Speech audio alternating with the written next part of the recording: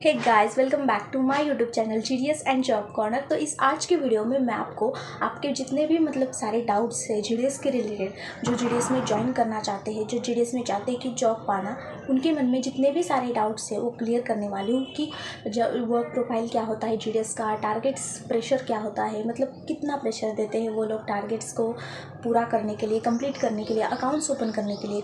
फिर आपको स्टडी के लिए टाइम मिलता है क्या, जो बहुत सारे कैंडिडेट के मन में सवाल आता है कि हमें स्टडी के लिए टाइम मिलेगा क्या, क्योंकि जीडीएस का जो जॉब है वो सिर्फ एक स्टेप होता है, उस पर चल के आपको जो है अपना फ्यूचर की जो सीढ़ी है वो कंप्लीट करनी पड़ती है। तो जो जीडीएस में आपको कितना स्टडी टाइम मिलेगा, क्या क्या वर्क होता है, ये सारे जो आपके मन में जो क्वेश्चन है उनके बारे में मैं आपको सारी जानकारी देने वाली हूँ इस वीडियो में, एक ही वीडियो में देने वाली हूँ। तो इस वीडियो को लाइक कर दीजिएगा, अगर चैनल पर नए हो तो सब्सक्राइब कर दीजिएगा, और आपका जो डाउट है तो मुझे कमेंट सेक्शन में बताइएगा, मैं उसका आंसर देने की कोशिश करूँगी। और आपके जितने भी जीडीएस के जो दोस्त थे उनके साथ ये वीडियो शेयर कर दीजिएगा, ताकि उनको भी ये वीडियो अच्छी लगे, इन्फॉर्मेशन उन्हें मिले। तो चलिए वीडियो को स्टार्ट करते हैं। तो सबसे पहले जो बहुत सारे कैंडिडेट के मन में ये सवाल आता है कि क्या हमें जीडीएस के लिए स्टडी टाइम मिलता है क्या। तो उससे पहले मैं आपको एक बात बता दूं, जो जीडीएस का वर्क प्रोफाइल होता है उसके बारे में मैं आपको थोड़ी सी इन्फॉर्मेशन देती हूँ। तो जीडीएस में जो, जैसे कि आपको पता है कि जो होता है बीपीएम, एबीपीएम और जीडीएस। जो बीपीएम का काम होता है वो आपको पता ही है, जो डिपॉजिट, विड्रॉल, अकाउंट ओपनिंग, ये सारे जो होते हैं, जो ट्रांजेक्शन के रिलेटेड जो सारे वर्क होते हैं वो बीपीएम को करने पड़ते हैं। और आपका जो बीओ का जो बीओ को मेंटेन भी बीपीएम को ही रखना पड़ता है, उसकी जो सारी रिस्पॉन्सिबिलिटी होती है बीपीएम की होती है, जो बीओ की होती है। तो ये तो बात हो गई आपकी बीपीएम की। एबीपीएम को जैसे कि आपको पता है कि लेटर बांटने पड़ते, डाक बांटने पड़ते, और जो असिस्टेंट होता है बीपीएम का उसे एबीपीएम कहते हैं। ऐसा कुछ नहीं होता है, बीपीएम अपना काम खुद करता है, एबीपीएम अपना काम खुद करता है, ऐसा सिर्फ एबीपीएम नाम के लिए है, बाकी उसको जो है वो अपने आर्टिकल्स बांटने होते हैं। और फिर वहाँ पे जो आपका जो अकाउंट ऑफिस होता है वहाँ पे उसको जाना पड़ता है। आपका जो डेली अकाउंट होता है, जो बीपीएम रेडी करता है डेली अकाउंट, वो अकाउंट ऑफिस में लेके जाना पड़ता है। अगर आप बाय फुट आता है तो एबीपीएम को जाना पड़ेगा, लेकिन अगर आपके जो है बस है तो वो एबीपीएम को जाने की कोई ज़रूरत नहीं पड़ती है। लेकिन ज़्यादातर एबीपीएम ही जाते हैं अपने अकाउंट ऑफिस में अपना जो बैग होता है वो लेने के लिए, और अकाउंट जो आपका डेली अकाउंट होता है वो देने के लिए। तो ये तो बात होगी आपकी एबीपीएम की। और फिर हम बात करते हैं जीडीएस की। जो जीडीएस होता है वो यूएसओ लेवल में काम करता है, जहाँ पे आपको जो पैकर या जो आर्टिकल के रिलेटेड जो काम होते हैं वो उसको करने पड़ते हैं। तो बीपीएम, एबीपीएम और जीडीएस का जो वर्क प्रोफाइल होता है वो मैंने आपको बता दिया। अब हम बात करते हैं कि टारगेट किसको आता है, क्योंकि जो ट्रांजिशन के रिलेटेड जो सारे काम होते हैं वो बीपीएम को करने पड़ते हैं। तो बहुत सारे लोगों को ऐसा लगता है कि एबीपीएम को फिर टारगेट का प्रेशर नहीं होगा, ऐसा बहुत सारे लोगों को लगता है, लेकिन ऐसा नहीं होता है। जो डबल हैंडेड बीओ होते हैं वहाँ पे बीपीएम को एबीपीएम के साथ साथ, बीपीएम को भी जो टारगेट होता है वो देते हैं, और एबीपीएम को भी टारगेट देते हैं।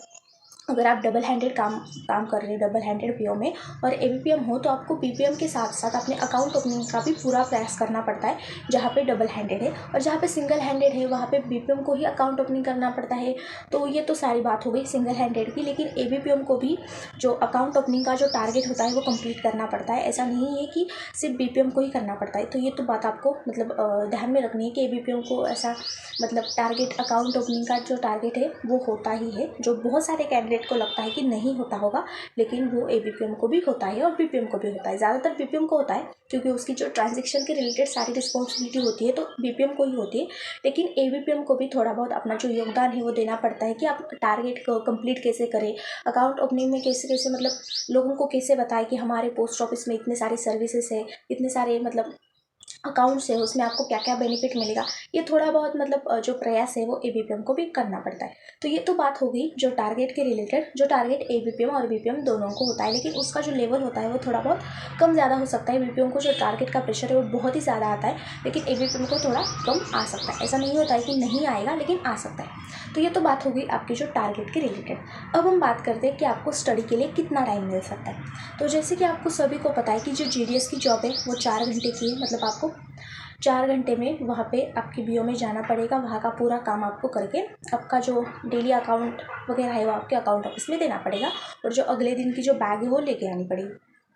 लेकिन ये जो 4 घंटे की जॉब होती है, ऐसा नहीं होता है कि आपको करेक्ट 4 घंटे वहाँ पे काम करना पड़ेगा। कुछ टाइम में जल्दी हो सकता है, कुछ कुछ टाइम में आपको देर भी लग सकती है। ऐसा नहीं है कि आपको परफेक्टली 4 घंटे ही काम करना पड़ेगा। तो जो बीपीएम को जो होता है वो 4 घंटे वहाँ पे रहना ही पड़ता है। अगर उससे ज़्यादा वक्त लग रहा है वहाँ पे तो कोई बात नहीं है, लेकिन उसको मतलब आपका जो पोस्ट ऑफिस का जो टाइमिंग होता है वो 9 बजे से 1 बजे तक होता है।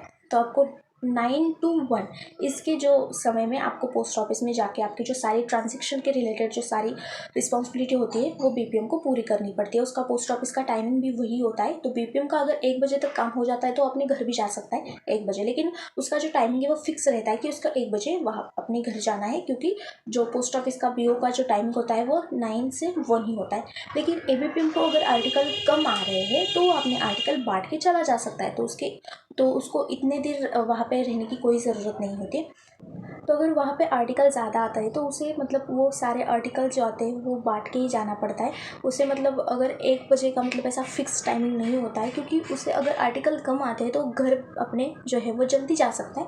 लेकिन उसे अगर आर्टिकल ज़्यादा आ रहे हैं तो उसे वो अपने आर्टिकल जो है बांट के जाना पड़ेगा, थोड़ा टाइमिंग भी लग सकता है। तो मतलब हम मान के चल सकते हैं कि बीपीएम और एबीपीएम दोनों को भी मतलब जो है वो 4-5 घंटे काम करना पड़ता है, और आपका जो रिमेनिंग टाइमिंग होता है उसमें आपको जो अपना स्टडी है वो मैनेज करनी पड़ती है। लेकिन मैं आपको एक बात बता दूं, अगर स्टडी आपको करनी है तो आप किस भी हालत में कर सकते हो, ऐसी कोई बात नहीं है। आपको बहुत जगह देखते हैं कि जो स्टूडेंट होते हैं वो अपने घर पे ही होते हैं लेकिन वो स्टडी नहीं करते। तो मतलब उनको टाइमिंग होता है फिर भी वो स्टडी नहीं करते, क्योंकि उनको पता नहीं होता है कि अपना टाइमिंग हम कहाँ पे मतलब मैनेज करें, कैसे मैनेज करें, यूटिलाइज कहाँ पे अपना करें टाइमिंग। तो ऐसी बात होती है। अगर आप जीडीएस में ज्वाइन कर रहे हैं या करने वाले हैं तो आपको जो है मैनेजमेंट करने आनी चाहिए जो टाइम की होती है। उसके हिसाब से आप अपनी स्टडी कर सकते हैं, क्योंकि अगर आप स्टडी करना चाहते हैं तो आपको स्टडी करने से कोई नहीं रोक सकता। आपके जो पोस्ट ऑफिस में है वहाँ पे भी आप ये जो लेटर है वो मतलब लिख के या एप्लीकेशन लिख के दे सकते हो कि मुझे ये स्टडी करनी है, फर्दर मुझे मतलब जो है वो इजाज़त दे दीजिए, तो वो आपको परमिशन भी दे देते हैं। तो ऐसी कोई दिक्कत की बात नहीं आती अगर आपको आगे स्टडी कंप्लीट करनी है। लेकिन स्टडी के लिए आपको जो है अपना टाइम जो है खुद मैनेज करना पड़ेगा। अगर आप स्टडी करना चाहते हैं, सच में स्टडी करना चाहते हैं, तो आपको जो टाइमिंग मैनेजमेंट के हिसाब से आपको जो है स्टडी के लिए टाइम भी मिल सकता है। तो बहुत सारे कैंडिडेट के मन में ये सवाल था कि हमें स्टडी के लिए टाइमिंग मिलेगा या नहीं मिलेगा। तो मैंने आपको ये बता दिया है कि थोड़ा बहुत आपको आइडिया तो आ ही गया होगा। तो इसके हिसाब से आप देख लीजिएगा कि आपको जो ज्वाइन है वो करना है या नहीं करना है। लेकिन मैं तो कहूँगी अगर आपको ये जॉब लगता है तो आप ज्वाइन कर लीजिएगा। और जो आपकी जो आगे की जो कॉम्पिटिटिव एग्ज़ाम दे रहे हो या कोई भी एग्ज़ाम दे रहे हो तो इसके हिसाब से आप अभी से ही मतलब तैयारी कर दीजिएगा। अगर वहाँ पे आपको लग जाता है तो ये जॉब छोड़ के आप वहाँ पे भी जा सकते हैं। लेकिन अगर आपको कोई जॉब नहीं है तब तक के लिए आप इस जॉब में रहकर जो आपकी जो आगे की जो प्रिपरेशन है वो कंटिन्यू कर सकते हैं। तो मेरे हिसाब से मैंने आपको ये जो एक्सपीरियंस है वो बता दिया। अब मैं आपको क्या करना है क्या नहीं करना है बाकी फैसला आपका है। अगर आप ज्वाइन करना चाहते हो तो अच्छी बात है, अगर आप नहीं करना चाहते हो, आपने कोई और प्लान अपने माइंड में डिसाइड कर लिया है तो आप उसके हिसाब से भी जा सकते हो। तो ये तो बात होगी आपकी जो टारगेट है, वर्क प्रेशर है और स्टडी टाइम के लिए कोई समय मिलता है या नहीं मिलता है। अगर इसके अलावा आपके जो डाउट है वो मुझे कमेंट सेक्शन में बताइएगा। किस टॉपिक पर वीडियो बनाऊँ ये भी कमेंट सेक्शन में बताइएगा, मैं उस टॉपिक पर वीडियो बनाने की पूरी कोशिश करूँगी। तो चलिए मिलते हैं नेक्स्ट वीडियो में। अगर किसी ने इस वीडियो को लाइक नहीं किया है तो लाइक कर दीजिएगा। आपका एक लाइक मुझे बहुत मोटिवेट करता है ऐसे ही इन्फॉर्मेटिव वीडियोस बनाने के लिए, और सब्सक्राइब कर दीजिएगा मेरे चैनल को। तो चलिए मिलते हैं नेक्स्ट वीडियो में, तब तक के लिए stay tuned, stay updated. Thank you so much.